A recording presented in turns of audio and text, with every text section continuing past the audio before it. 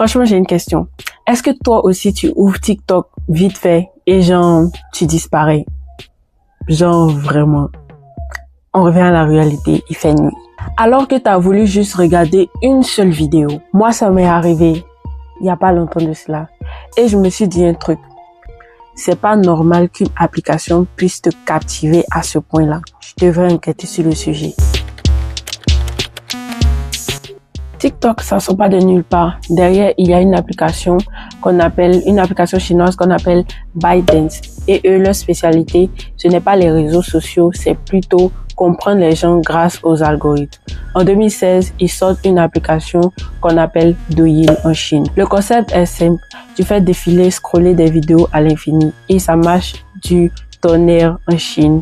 Ça marche tellement bien qu'ils décident de lancer une autre version à l'international qu'on appelle TikTok, qui était de base Musical.ly, qui a été racheté par la boîte ByteDance. Mais il y a une différence entre Douyin et TikTok de base. Sur Douyin, tu retrouves beaucoup des vidéos d'apprentissage, de business, de vente. Et sur TikTok, tu retrouves des trends, du divertissement et de l'humour. Tout ce qui peut te faire rester sur TikTok. Et ça marche.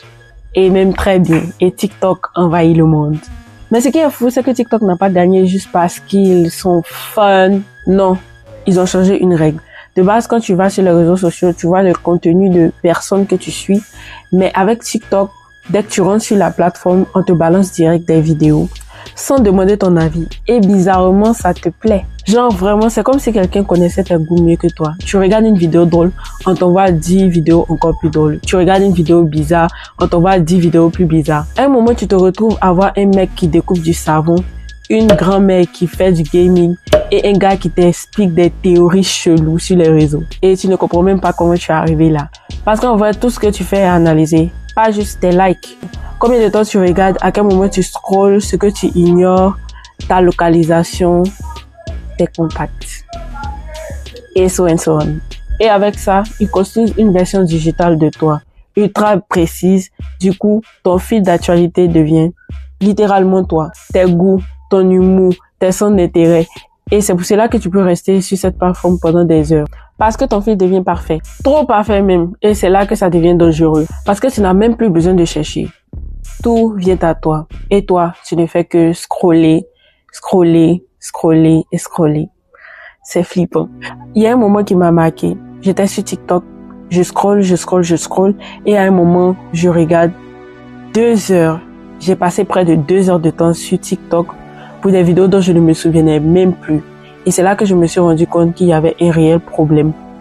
Pas forcément au niveau de TikTok, mais plutôt à mon niveau. De la manière dont moi je l'utilisais. Et c'est là le vrai problème. Parce que ce n'est pas seulement du temps perdu, mais tu peux rester enfermé dans une version de toi-même. Les mêmes idées, les mêmes contenus, et sans te rendre compte. Et pendant ce temps, le monde avance sans toi. La vraie vie avance sans toi. Et donc ouais, on est tous un peu accros à TikTok. C'est pas une honte. Mais maintenant, au moins, tu sais pourquoi. Et la prochaine fois que tu ouvres TikTok, essaie de voir combien de temps tu tiens. Bonne chance. Si tu as regardé jusqu'ici, dis-moi en commentaire c'est quoi ton record de temps sur TikTok. Et on ne ment pas.